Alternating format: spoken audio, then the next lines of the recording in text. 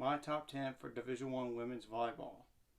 And to me, the top 5 are obvious at this point.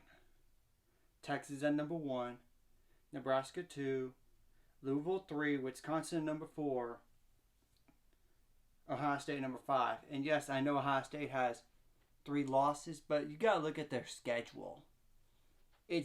Has been brutal up to this point, and it's only with the game. There's a some games on the list that you'll be intrigued by. I would put Purdue at number 6, Minnesota 7, Georgia Tech 8, San Diego is now at number 9, and 10 is Stanford. Like teams on the outside for me are like Penn State, Pitt, Baylor, Kentucky, in no particular order. So top 25 matchups are number 2, Nebraska versus number 9 Stanford.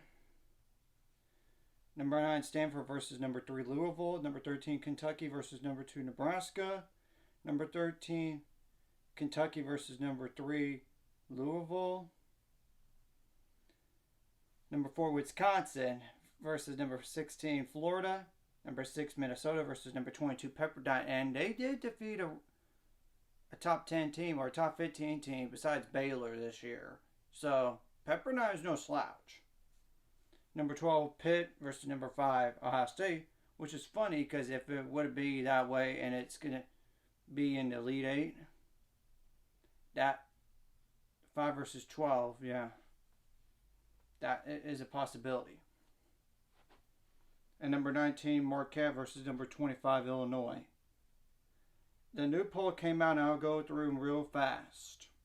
Texas at 1, Nebraska is at 2, with 5 first place votes for Nebraska, and Texas has 59 of those.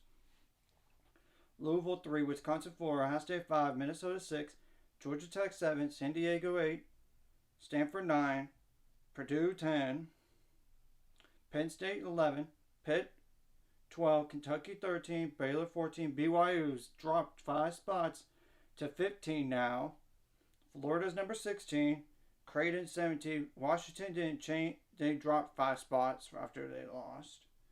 So they're at 18. Marquette 19, Oregon 20, Western Kentucky 21, Pepperdine 22, Kansas is number 23, Arkansas 24, and Illinois number 25. So I'm pretty sure there's no other top 25 matchups to keep an eye on, but with Arkansas now being a ranked team, I want to double check that they're scheduled real fast. And that's the first time for them in 7 years, apparently. Oh, they actually get to play Georgia Tech at home this week. That's another top 25 showdown. So that's just some games out there listed. And it's very intriguing on those matchups. I know Baylor doesn't play any ranked opponents this week again. But they have 4 games. 1 tomorrow, 1 Thursday, 2 on Friday.